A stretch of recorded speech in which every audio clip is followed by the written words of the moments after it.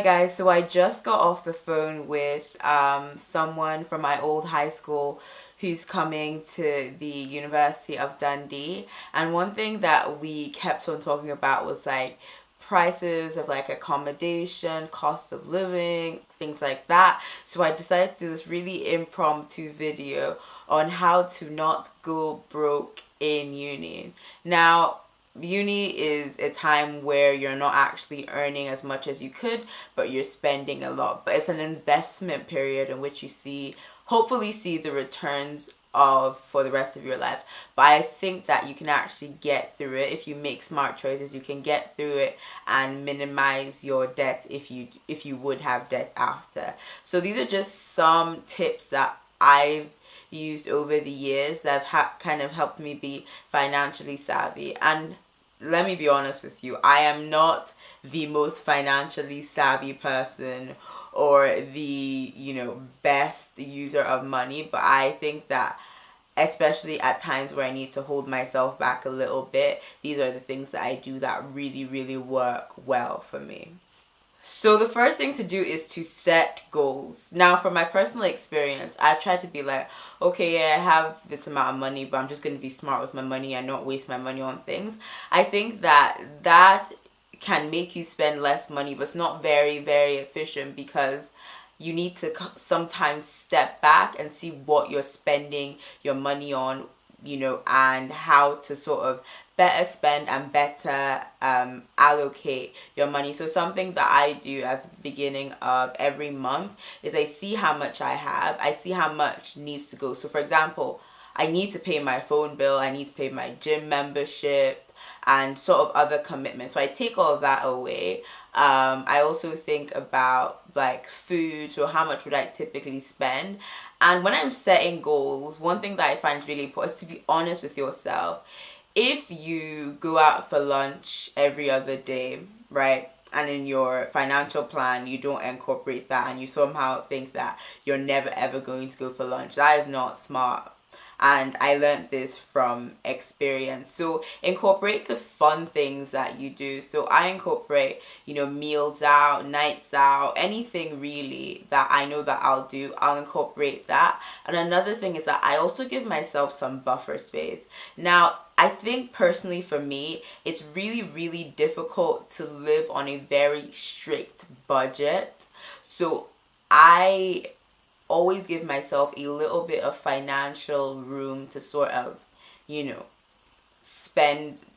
spend money, because things happen, emergencies happen, and so a buffer space is really good. And also having like money aside for emergencies, I think is really, really, really important, especially if you're self-sufficient, because a lot of people who actually do come to uni are self-sufficient and do provide, aside from government, do like upkeep themselves. So if you're in this situation, it's extremely important to set a reasonable amount of money aside if you can for emergencies and things that you don't expect to happen.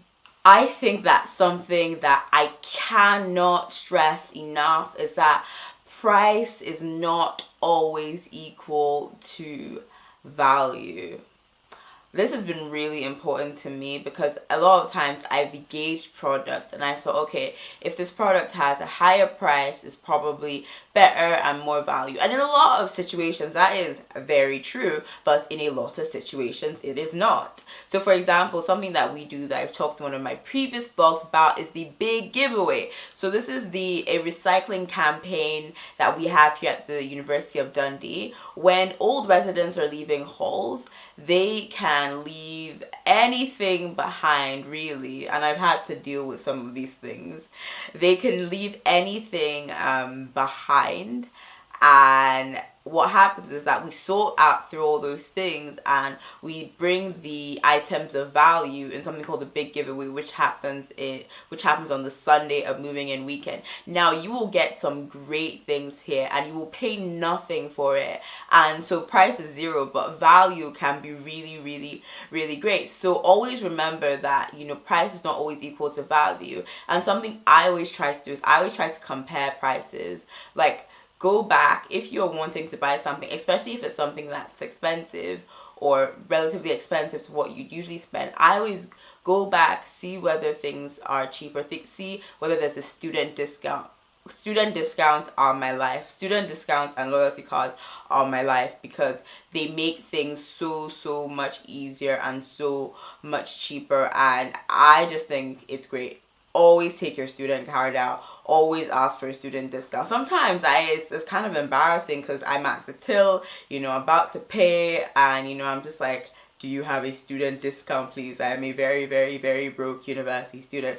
And to be honest, like, it's fair. It happens. And a lot of times I have got, yes, we do have a student discount. Or in the next month, we're actually going to have a promo where we're going to take our student discount from 10% to 20%. So sometimes things can wait. And also, like, something to think about is sale seasons if you're really looking to get something. Now, I'm not an advocate of going to sales and buying things you don't need. I think that is a waste of money, regardless of if it was cheap and the price was lower than the value. If you don't need it, it has a zero value to you.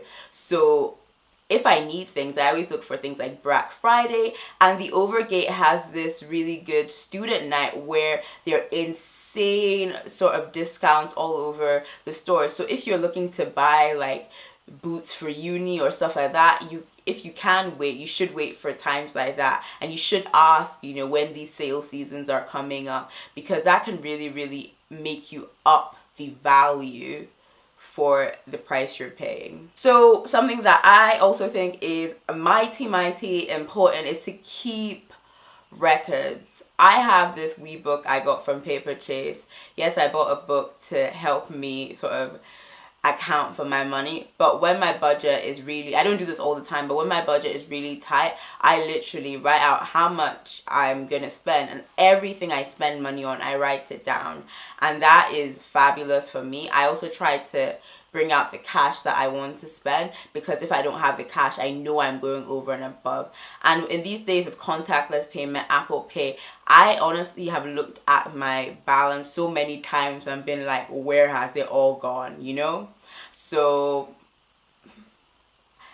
keep records. I don't do it all the time, but when it's hard for me financially, I make sure that I do it, because super important.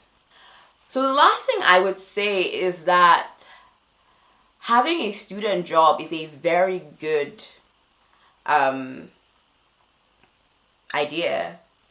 I don't know why that took me so long to say. But yeah, having a student job is a very good idea, or a job, a part-time job, because you're getting revenue with extra time. And to be honest, some people say, well, I don't have time for a student job, and in some cases that is true, but in a lot of cases it's not, because you probably spend that same amount of time you'd be spending on that student job binge watching Netflix. And I do know that binge watching Netflix is a necessity at certain points in time, and I've needed to binge watch Netflix, so no judgment coming from me. But I think that we can often find time, especially when you're only doing uni, because there are some students who are doing ridiculously crazy difficult courses, and they're working, they're upkeeping themselves, and if they can do it, you can do it too. So yeah, these are my favorite tips for not going broke as a student, and hopefully I will be able to listen to my own advice and not go broke as a student. I hope this helps you.